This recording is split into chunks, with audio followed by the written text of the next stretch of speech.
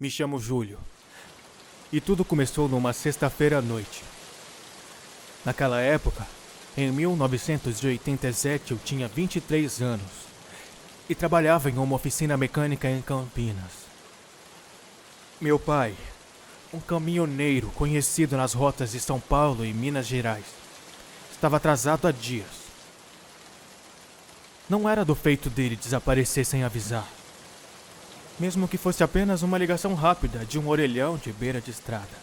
A última vez que alguém o viu foi em um posto de gasolina perto de Mirassol. Um frentista disse que ele tinha comentado sobre pegar um atalho pela BR-153 para economizar tempo. Só que o atalho levava direto para um trecho cheio de histórias sombrias. A tal Rodovia da Morte. Eu não dei ouvido a essas conversas. Sempre achei que eram só lendas para assustar novato. No início, eu tentei me convencer de que era só mais uma das longas esperas. Mas quando a terceira noite chegou e a voz da minha mãe já começava a tremer de preocupação, eu fui até o posto de gasolina em Mirassol. O último lugar onde ele foi visto. Era como se a própria estrada me chamasse. Peguei o carro velho da oficina, um Opala que mal aguentava uma viagem longa e parti. Minha mãe chorava na porta de casa, mas não tentei consolá-la. Eu precisava encontrar meu pai. O frentista era um homem magro, com olhos fundos e uma voz arrastada.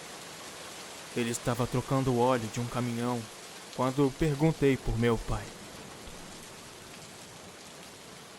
Seu João? Sim, ele passou por aqui na terça. Respondeu, sem levantar os olhos. Tava com pressa. Disse que ia pegar o atalho pela BR-153. Estrada rápida. Mas nem todo mundo gosta de passar por lá. E por que não? Perguntei tentando soar indiferente. Ele deu de ombros. Mas havia algo no jeito como ele evitava meu olhar. Sabe como é histórias? Um monte de besteira que o povo inventa pra assustar. Mas olha, se ele foi pra lá e ainda não voltou, pode ser que tenha parado no mirante. É o único lugar pra descansar naquele trecho. Um hotelzinho de beira de estrada. Hotel Mirante? Ele fez uma pausa longa demais antes de responder. É difícil ver, mas tá lá. Fica no quilômetro 211. Só se for mesmo atrás dele, cuidado com as histórias.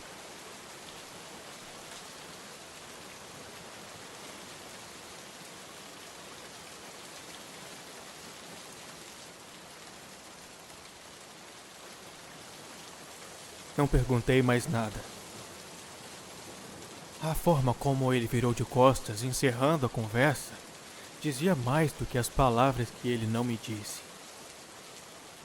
Quando voltei pro carro e liguei o motor, a imagem de um hotel velho e esquecido no meio do nada começou a se formar na minha cabeça. Eu não sabia, mas aquilo seria apenas o começo. Cheguei à BR-153 já de madrugada. O asfalto parecia ainda mais escuro sob a luz da lua minguante. A estrada estava deserta, exceto por algumas carcaças de pneu abandonados. E as sombras das árvores que se estendiam como garras para o acostamento. Então, quase sem querer, vi a placa. Hotel Mirante. 2 quilômetros à frente. lembrei das histórias que ouvi no posto em Mirassol.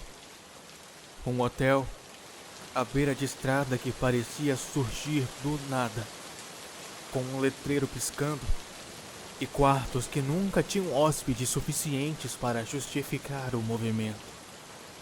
Diziam que os caminhoneiros dormiam lá.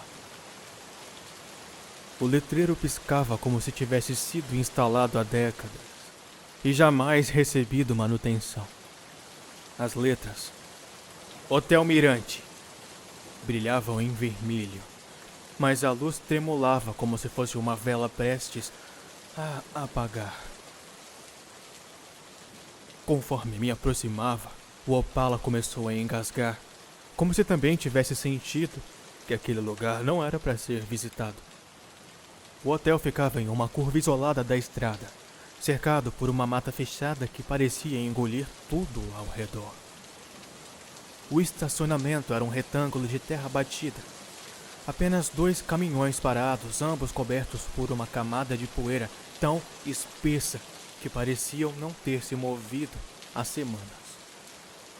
Desci do carro e o ar estava carregado, parado. Não havia vento, mas as árvores balançavam como se sussurrassem algo entre si. O silêncio era tão denso que cada passo meu no cascalho parecia um estrondo. Olhei para a recepção, iluminada por uma luz fraca que vazava pelas janelas. A porta era de madeira antiga, gasta por anos de uso. Quando empurrei, o rangido foi como um gemido de algo vivo. Lá dentro, o cheiro de mofo e querosene era sufocante. Um balcão de madeira escura dominava o espaço e atrás dele, uma mulher idosa me observava. Boa noite. Murmurei com a voz mais firme que consegui reunir. Estou procurando por alguém. Meu pai. Ele pode ter passado por aqui nos últimos dias. A mulher tinha um rosto enrugado como couro envelhecido e um olhar tão vazio quanto o corredor escuro que se estendia às suas costas. Ela não respondeu imediatamente. Apenas inclinou a cabeça, como se estivesse me avaliando. Seu pai? Ela finalmente perguntou, em um tom arrastado. Muitos pais passam por aqui. Nem todos vão embora. Engoli seco.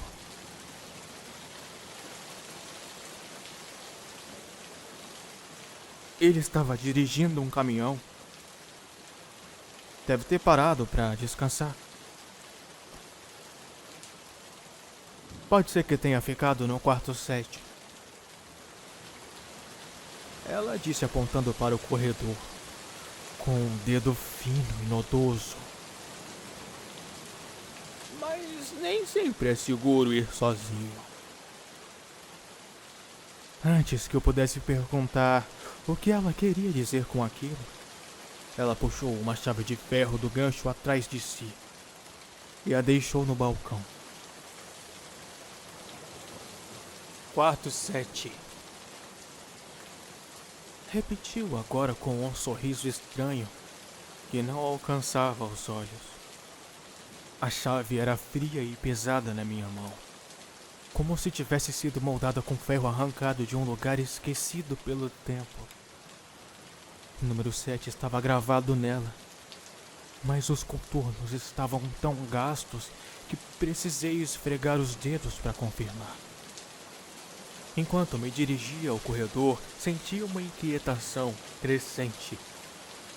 Meu estômago estava apertado e o ar parecia mais denso, difícil de respirar.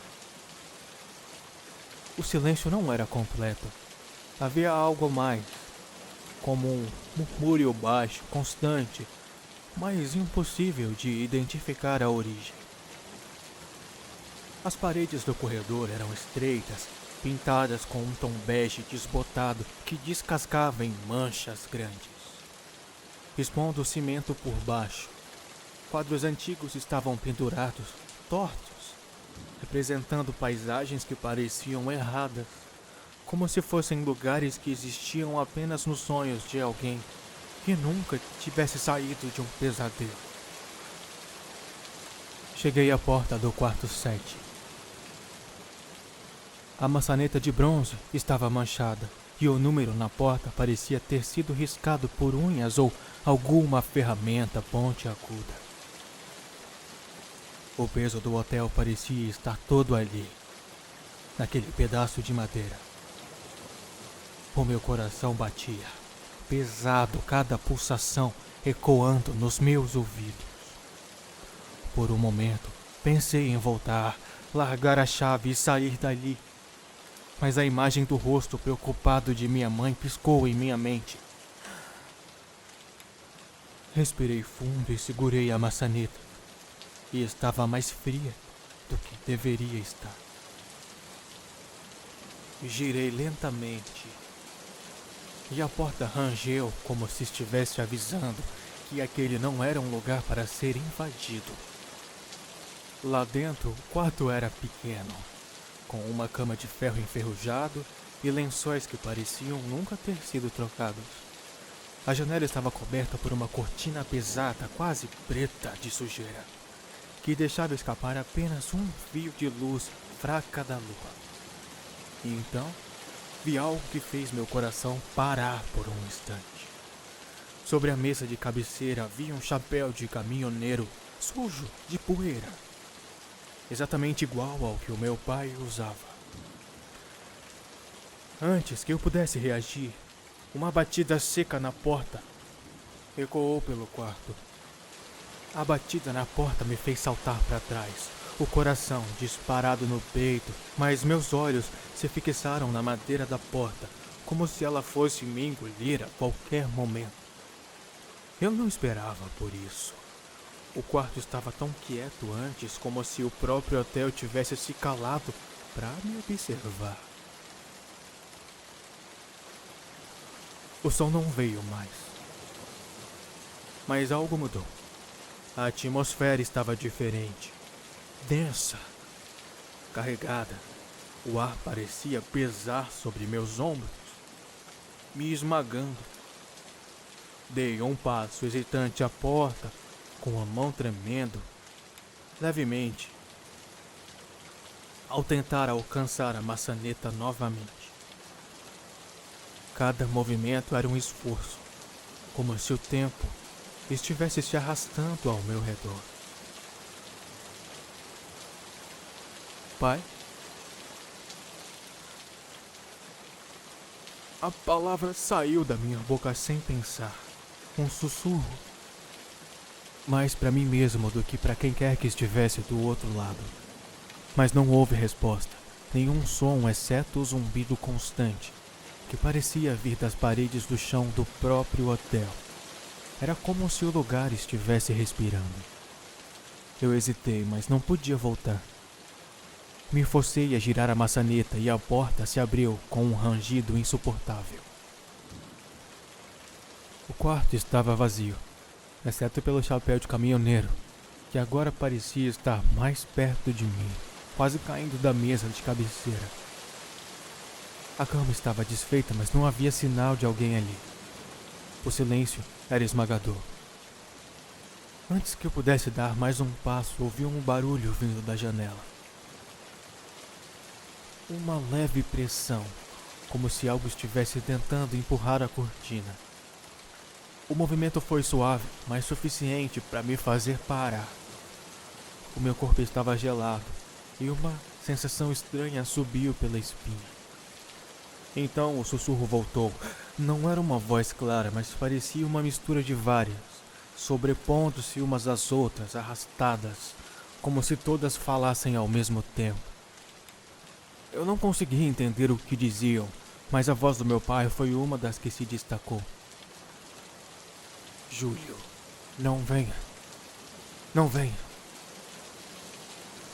Foi tudo o que eu consegui ouvir antes que uma sombra se movesse rápido na direção da janela.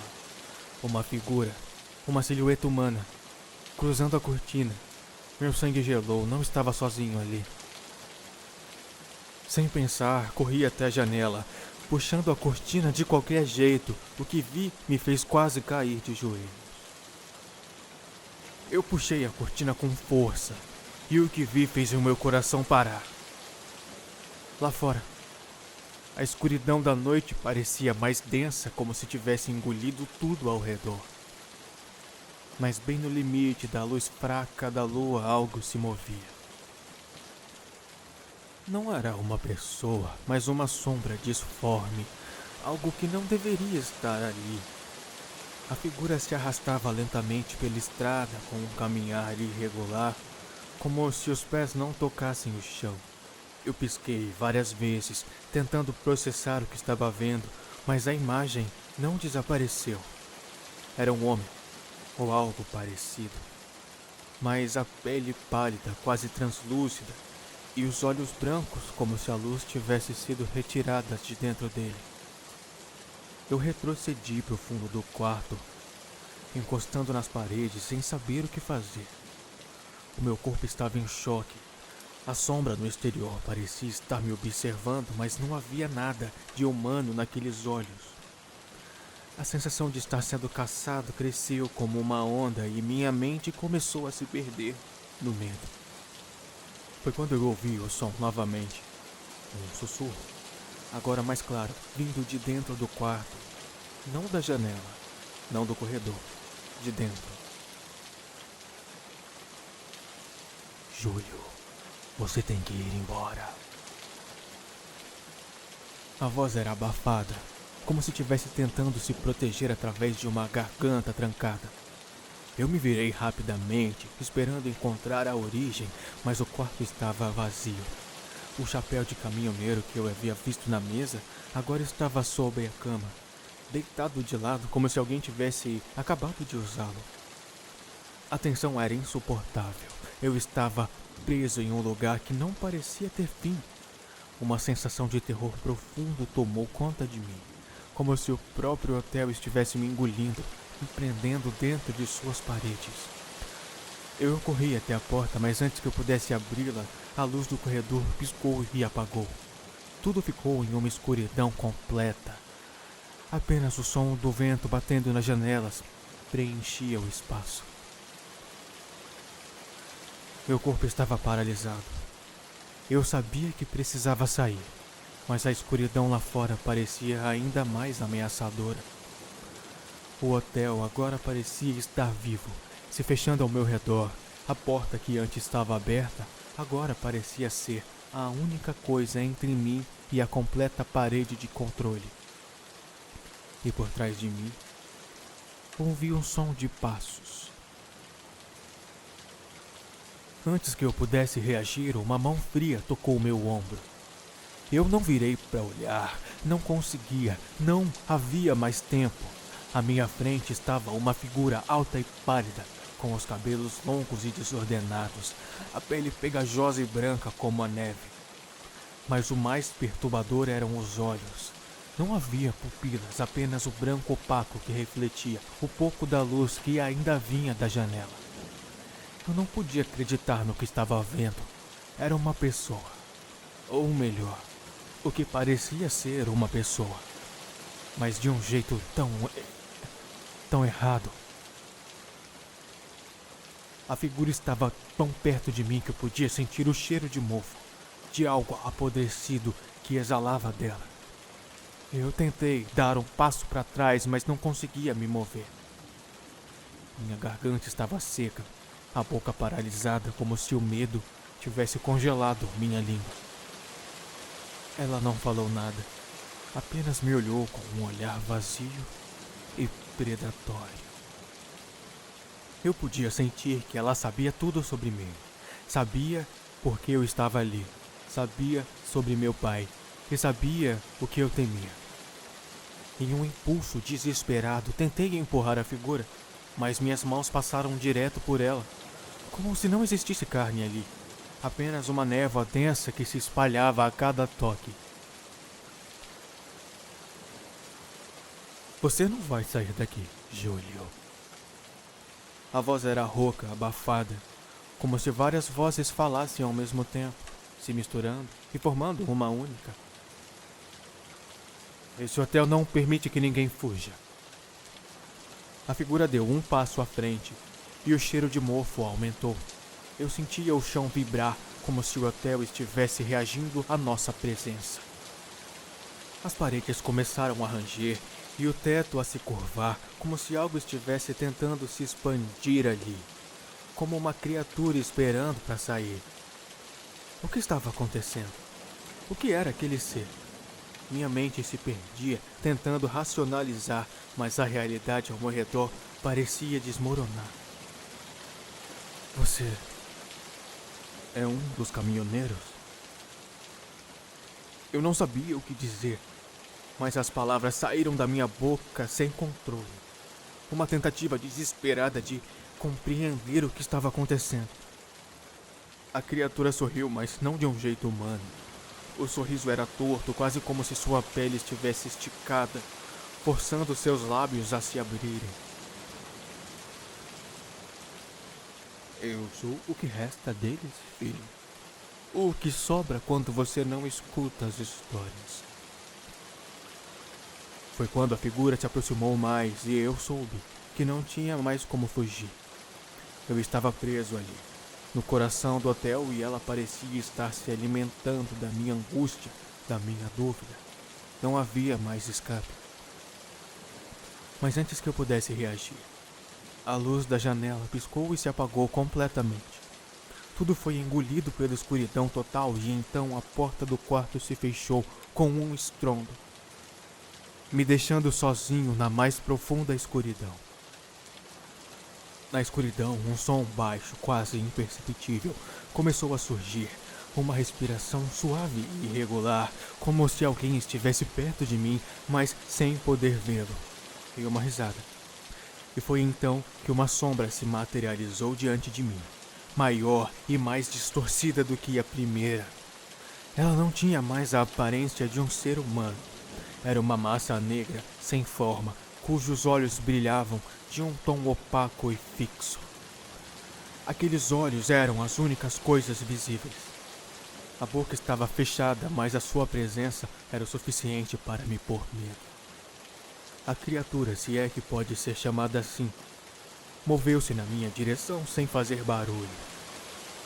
A luz da lua, que antes se infiltrava pela janela, agora estava completamente apagada, como se o próprio hotel tivesse absorvido toda a luz, deixando apenas a escuridão para nos engolir. Eu sabia que você viria, Júlio. A voz soou no fundo da minha cabeça, uma mistura de sussurros e gritos abafados. E você não vai sair daqui! Nunca mais! Eu queria gritar, correr, mas algo me segurava. Uma força invisível, mais forte do que qualquer medo que eu tivesse sentido antes, me imobilizava. Não consegui fazer nada, além de olhar para aqueles olhos vazios, enquanto o tempo parecia se arrastar em um silêncio que parecia eterno. A criatura levantou a mão e então o hotel inteiro vibrou. As paredes começaram a se mover, o chão a se abrir e uma rachadura gigantesca se formou no centro do quarto, como se o próprio lugar estivesse se partindo em dois. Foi isso que aconteceu com os caminhoneiros que desapareceram? O hotel não os matava. Ele os transformava, absorvia suas almas e os mantinha presos ali, como espectros, condenados a vagar pelos corredores sem fim. Eu sabia que estava em risco de me tornar mais um desses espíritos, mas havia algo dentro de mim, uma força irracional que me impeliu a lutar. Foi quando, sem pensar, fiz o impensável. Olhei diretamente para os olhos da criatura e gritei com todas as forças que me restavam. O grito foi um estalo, como se tudo ao meu redor tivesse quebrado, como se a parede que me separava daquela escuridão tivesse se despedaçado. Quando finalmente consegui virar as costas, correndo para a porta, uma explosão de luz invadiu o corredor, cegando-me momentaneamente. O hotel, ou o que restava dele, parecia implodir, engolindo tudo ao redor, enquanto eu corria sem parar. Mas eu não vi meu pai. Ele não estava ali. Talvez nunca estivesse. O que eu encontrei foi algo muito mais profundo e sombrio. Algo que tinha permanecido escondido nas histórias que os caminhoneiros compartilhavam. Quando eu finalmente saí daquele lugar, o amanhecer já tinha chegado, mas eu não consegui mais distinguir a luz do dia da escuridão que ainda tomava conta de mim. Naquele momento eu sabia que o Hotel Mirante não era apenas um lugar de passagem. Era uma porta, uma passagem para algo além.